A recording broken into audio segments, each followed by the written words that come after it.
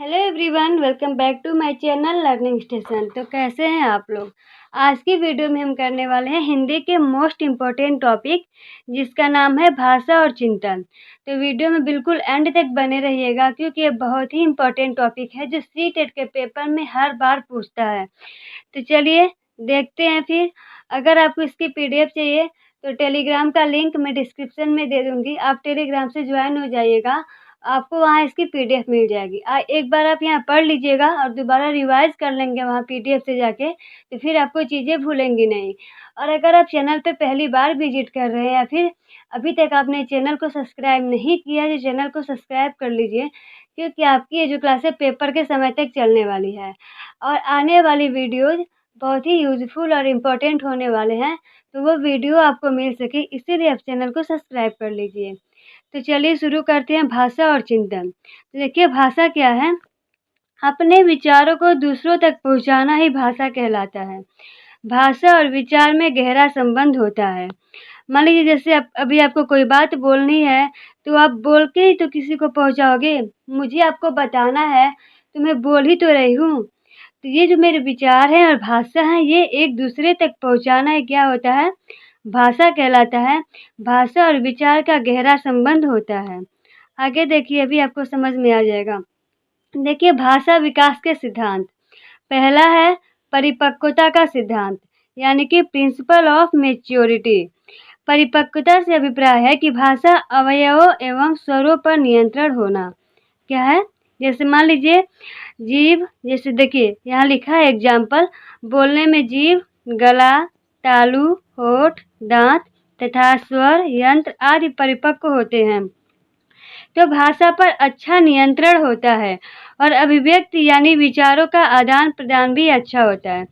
यानी कि जैसे जैसे बच्चा मैच्योर होता जाता है, तो उसका क्या होता है, गला, तालु, होठ, दांत आदि परिपक्व होते जाते हैं, तो भाषा पर अच्छा नियंत्रण होता है, तो बच्चा धीरे धीरे बोलना भी सीख लेता है। जैसे बच्चा अगर 6 महीने का है तो या फिर 1 साल का है, तो मान लीजिए उसके जीभ, गले, दांत, होठ पे उसका नियंत्रण नहीं रहेगा, परिपक्व बच्चा नहीं रहेगा, तो फिर बच्चा बोल भी नहीं पाएगा। और जैसे जैसे बच्चे के अंदर इन सब चीज़ों में मैच्योरिटी आती जाती है, बच्चे का जो भाषा है वो अच्छा होता जाता है। जैसे जैसे जैसे मान लीजिए 1 साल का बच्चा है, फिर कुछ बोल रहा है कुछ, फिर 1.5 साल का हुआ, फिर 2 साल का हुआ, तो धीरे धीरे जो उसकी भाषा है वो डेवलप होती रहती है। आगे देखिए, अनुबंधन किसी वस्तु से जोड़कर बताना का सिद्धांत, यानी कि अनुबंधन का सिद्धांत, प्रिंसिपल ऑफ लिंकेज। जैसे बच्चों को शब्दों की जानकारी मूर्त वस्तुओं जो दिखाई दे सके से जोड़कर दी जाती है। यदि बच्चों को किसी चीज़ या वस्तु को दिखाया जाता है तो बच्चा जल्दी सीखता है। जैसे मान लीजिए बच्चों को आपको दिखाना है दौड़ना, तो आप ये तो थोड़ी बोलेंगे कि देखिए ये कॉपी में बच्चा दौड़ता है, तेज़ तेज़ चलने को या फिर दौड़ने को हम क्या कहते हैं, बोल के नहीं, अमूर्त शब्दों में नहीं, आप बच्चों को चल के दिखाएंगे। अगर बच्चों को चल के दिखाएंगे, देखो इसे चलना कहते हैं, दौड़ के दिखाओगे, देखो इसे दौड़ना कहते हैं। पेन दिखाते हो बच्चों को कि देखो ये पेन है, तो बच्चा क्या होगा, चीज़ें जल्दी से सीखेगा। इसलिए आप कोशिश करनी चाहिए कि बच्चों को मूर्त वस्तुओं से, यानी कि जो दिखाई दे सके से ही आपको कोई चीज़ बच्चों को समझानी चाहिए, बच्चा अच्छे समझ में आ जाए। अभी आपको कॉपी पेन लेके तो नहीं बैठ जाएंगे बच्चों को समझाने, तो फिर बच्चा समझ ही नहीं पाएगा। बच्चों को आप लोग दिखाइए, चीज़ों को दिखाइए, ताकि बच्चा अच्छे से समझ पाए। इसे हम क्या कहते हैं, अनुबंधन का सिद्धांत। आगे देखिए, अनुकरण का सिद्धांत, यानी कि प्रिंसिपल ऑफ इमिटेशन।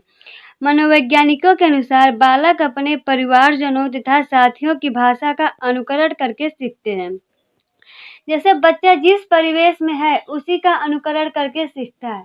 अगर आप हिंदी बोलते हैं तो बच्चा हिंदी बोलना सीखेगा, बंगला बोलते हैं बंगला सीखेगा। अगर गांव में है तो बच्चा जैसे गांव के लोग बोलते हैं वैसा ही बोलेगा। लेकिन अगर आप बच्चे को कहीं सिटी में लेके या फिर कहीं और चले जाते हो, देखिए अगर मान लीजिए आप दिल्ली लेके चले गए, तो वहाँ की जो लैंग्वेज है, वहाँ के लोग जिस तरीके से बोलते हैं बच्चा वैसा बोलने लगेगा। अगर आप कहीं और लेके राजस्थान चले गए तो बच्चा राजस्थानी बोलने लगेगा। यानी कि जैसा बच्चे का परिवेश होगा बच्चा क्या करता है, अनुकरण करके सीखता है। अगला जैसे बोलता है बच्चा वैसा ही अनुकरण करता है और फिर बोलने की कोशिश करता है और बोलता भी है। तो इस वीडियो में आई होप आप लोगों को ये वीडियो पसंद आई होगी। इस वीडियो में मैंने बस इतना ही मैंने टॉपिक कवर किया है, क्योंकि अगर पूरा टॉपिक मैं एक ही वीडियो में कवर करने की कोशिश करूँगी तो वीडियो बहुत ज़्यादा लंबा हो जाएगा और आप लोग भी बोर हो जाएंगे। तो मैं उम्मीद करती हूँ कि आप लोगों को वीडियो ज़रूर पसंद आई होगी, और पसंद आई हो वीडियो तो वीडियो को लाइक कर दीजिएगा। हमारा प्रयास कैसा लगा कमेंट बॉक्स में अपनी राय ज़रूर दीजिएगा। अगर आपको कोई क्वेरी हो तो आप कमेंट बॉक्स में हमसे पूछ सकते हैं। मिलते हैं फिर अगले वीडियो में, इसी में भी और भी टॉपिक हैं उनके साथ। तब तक के लिए मैं आपसे विदा लेना चाहूँगी। अपना पढ़ाई करिएगा, अपना ख्याल रखिएगा। मिलते हैं अगले वीडियो में। Take care, thank you for watching.